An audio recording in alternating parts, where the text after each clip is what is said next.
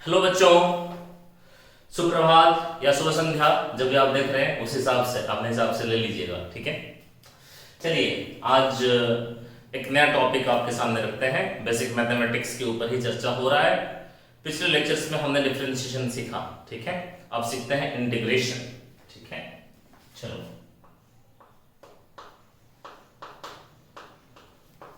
Integration या इसको integral calculus भी कहते हैं, ठीक है। हिंदी में इसको समाकलन कहते हैं। इंटीग्रेट करना यानी कि समेट लेना। जो छोटे छोटे चीजें हमारे पास डिफरेंशिएशन किए, पूरा है x, अब छोटा है dx, पूरा टाइम t है, अब इनफिनिटेसिमली छोटा टाइम होता है dt।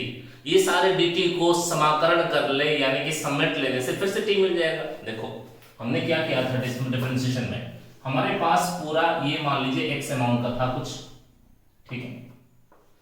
अब ये x को ये छोटे छोटे टुकड़ों में जब होल से पार्ट हमने बनाया था तो ये जो टुकड़ा था ये dx था। अब ये सारे dx, ये भी dx, ये भी dx, ये भी dx, ये भी dx, ये भी dx। अब ये सारे dx को अगर आप समेट लेंगे, फिर से समेट लेंगे, तब ये क्या बन जाएगा, इसको अगर समेट लेने से ये फिर से बन जाएगा बराबर x बन जाएगा। सो इंटीग्रेशन में हमें क्या करना होता है, समाकलन करना होता है यानी कि समेटना होता है, ठीक है। इंटीग्रेशन का जो सिंबल है, जो ऑपरेटर है, वो एक लंबा s होता है, एलोंगेटेड s होता है इंटीग्रेशन का सिंबल, ठीक। अब इंटीग्रेट करें अगर सारे dx को तो ये बना लेगा आपके पास x, ठीक है।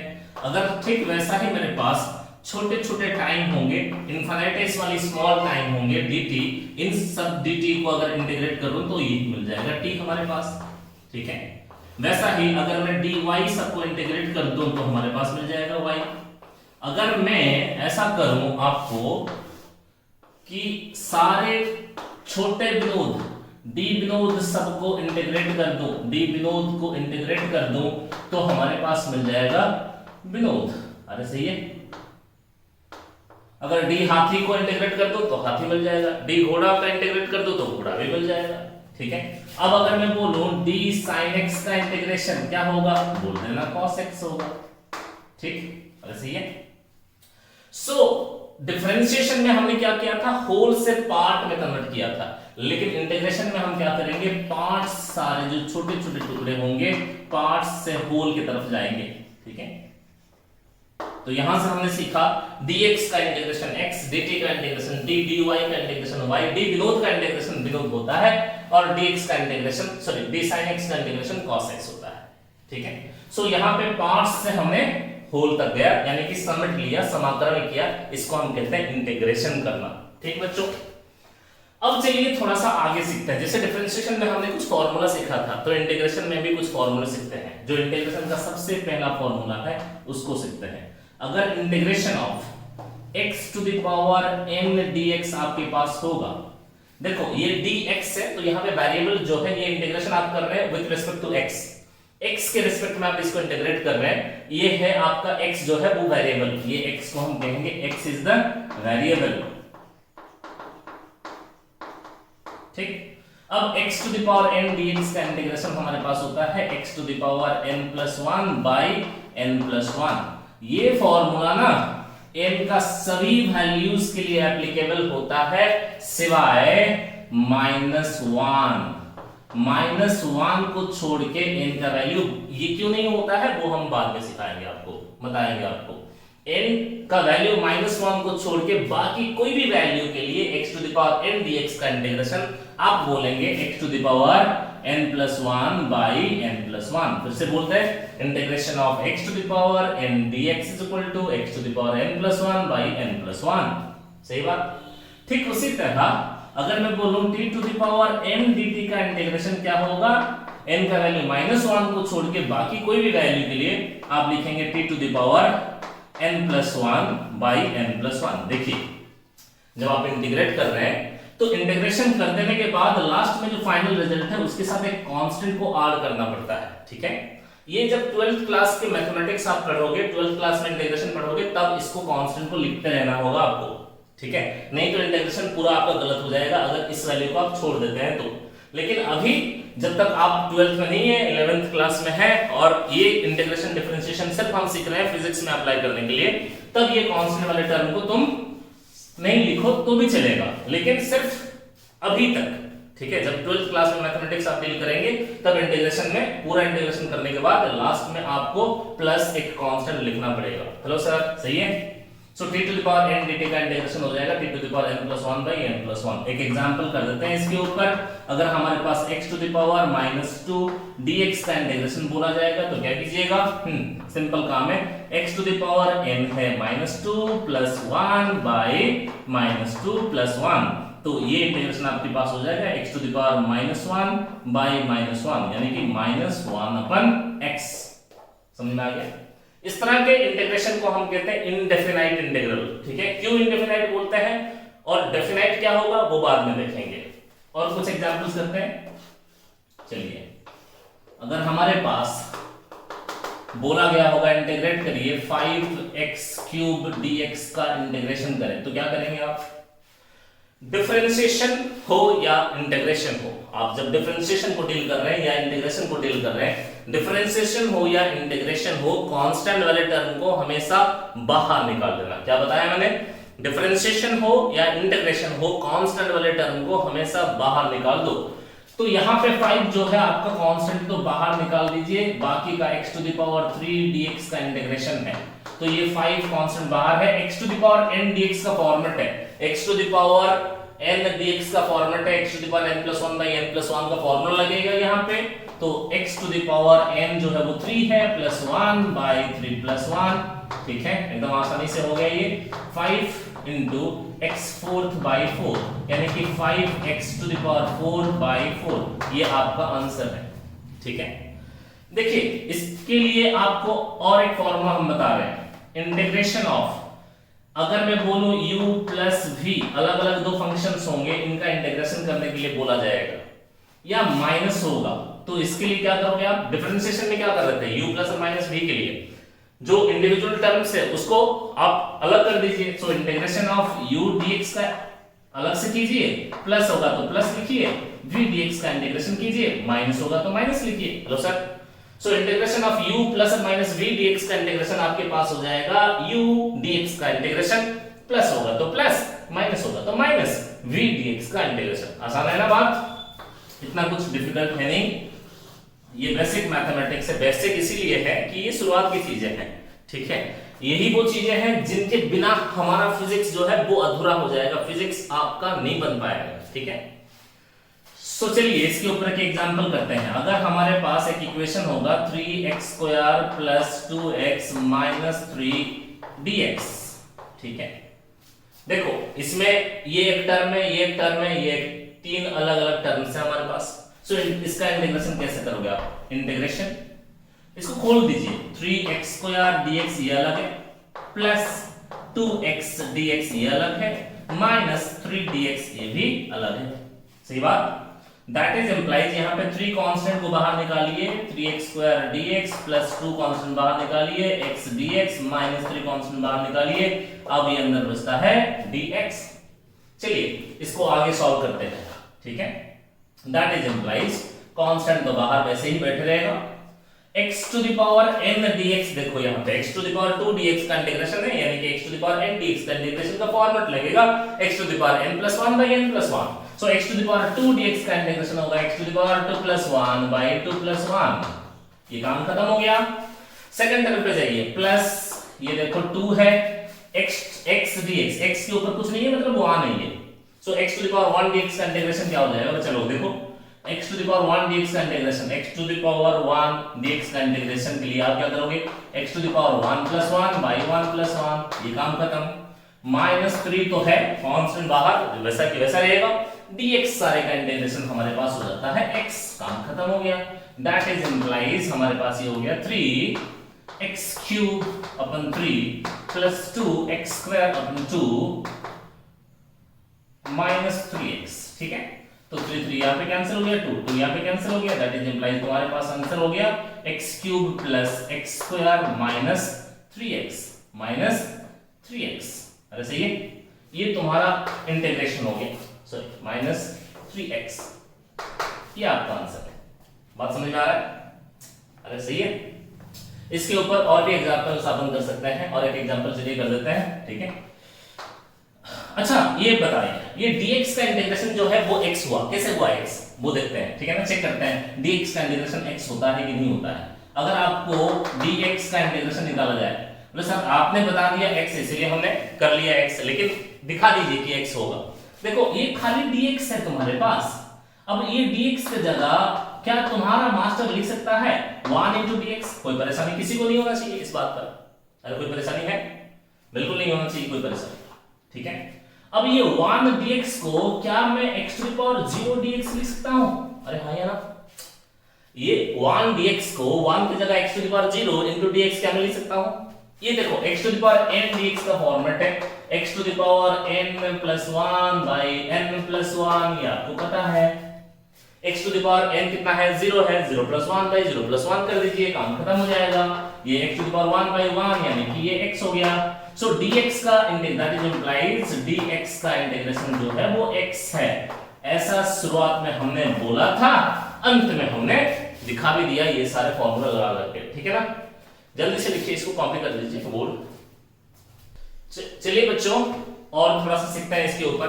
देखो ये बहुत ही इंपॉर्टेंट है, बहुत ही महत्वपूर्ण है इंटीग्रेशन। ये जो पहला अब जो लिख लिए इतने में काम नहीं है। देखो जो भी वीडियो आप लोग देख रहे हैं बच्चे हमारे, तो क्या करेगा आप, जब मैं पढ़ा रहा हूं, अगर स्पीड पढ़ा भी रहा हूं तो आप पॉज कर लीजिए वीडियो को और लिख लीजिए, बोर्ड को कंप्लीट करें, ठीक है। नोट्स भी आपका प्रॉपर होना चाहिए।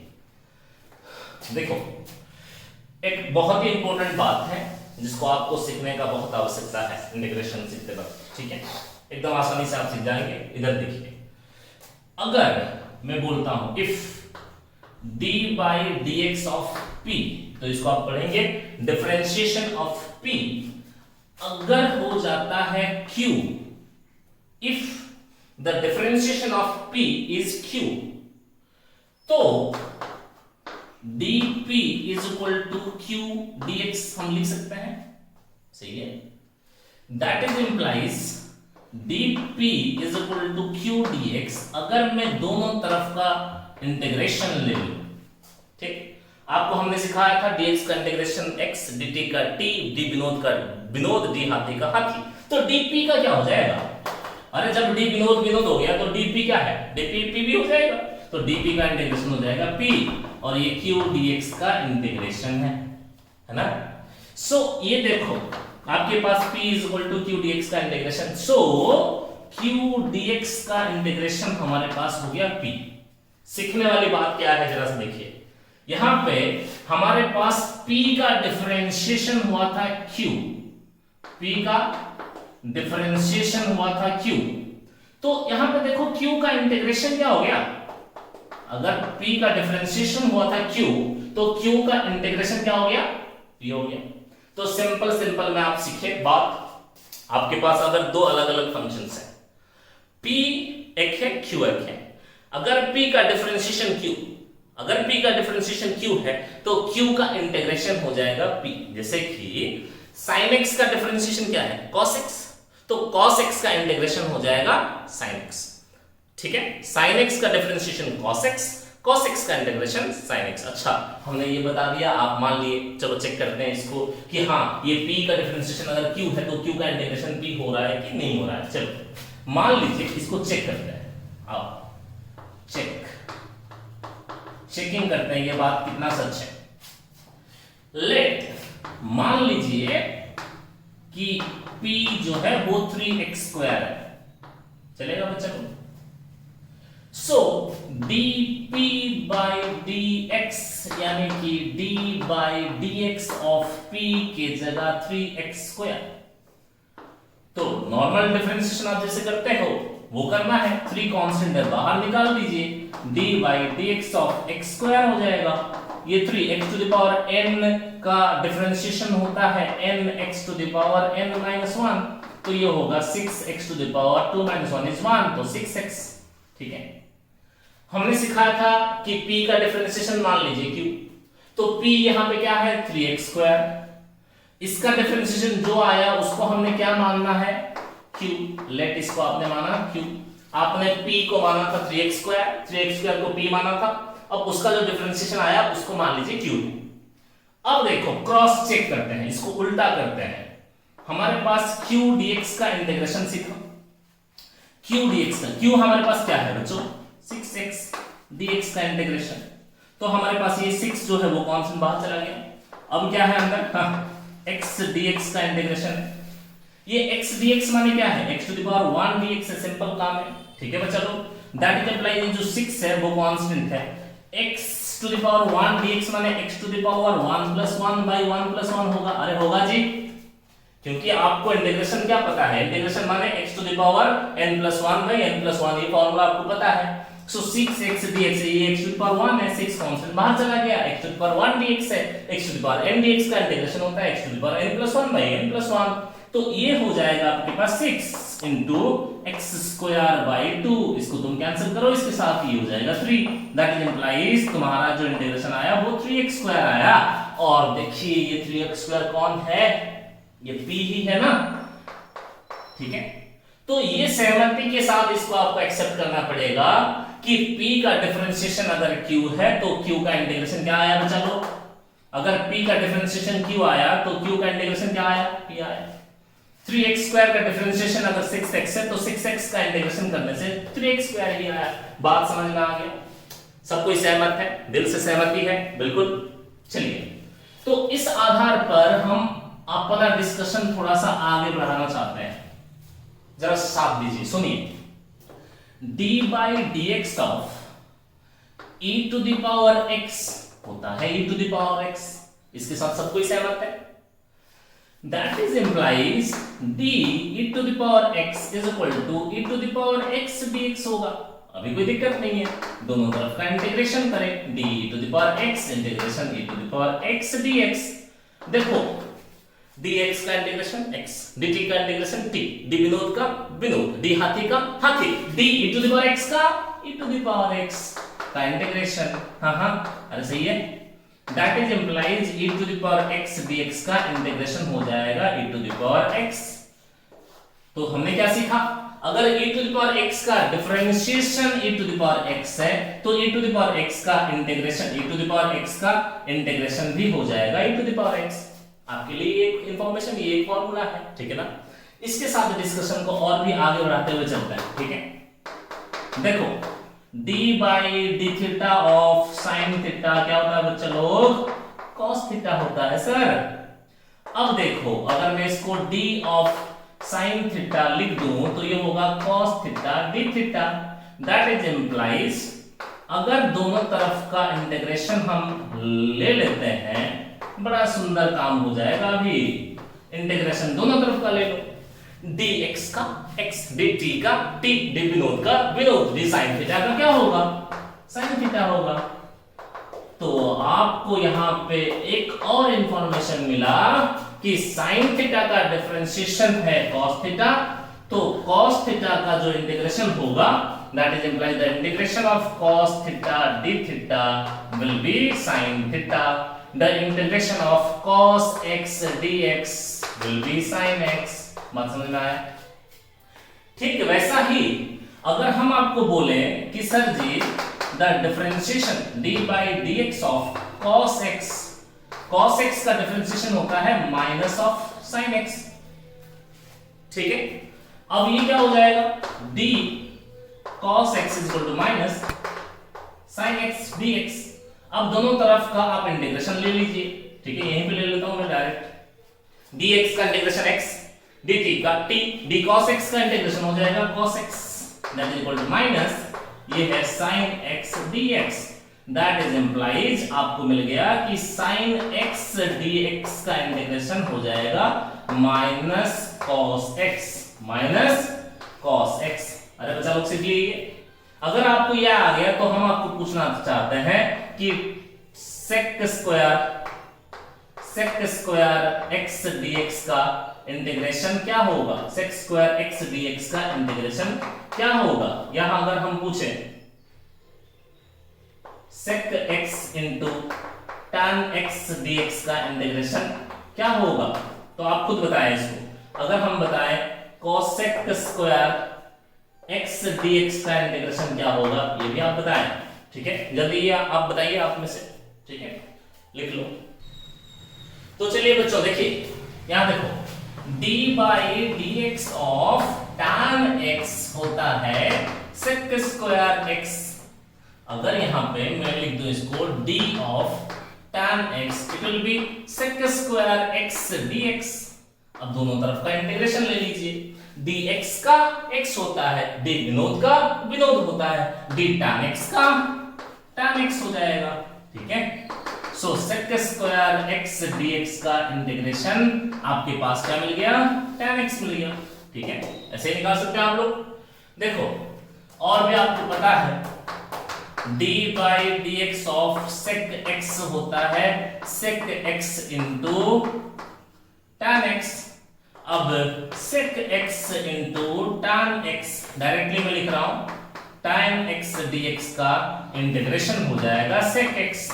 जैसे कि हमने आपको सिखाया p का डिफरेंशिएशन अगर q है, p का डिफरेंशिएशन अगर q है तो q का इंटीग्रेशन हो जाएगा p।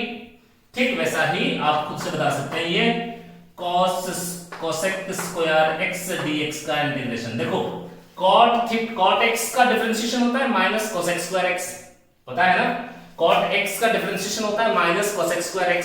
अब cosec स्क्वायर x dx का इंटीग्रेशन हो जाएगा माइनस cot x, है ना बात आसान। अरे सही है, चलिए इसको जल्दी से लिख लो आप लोग, ठीक है, थैंक यू।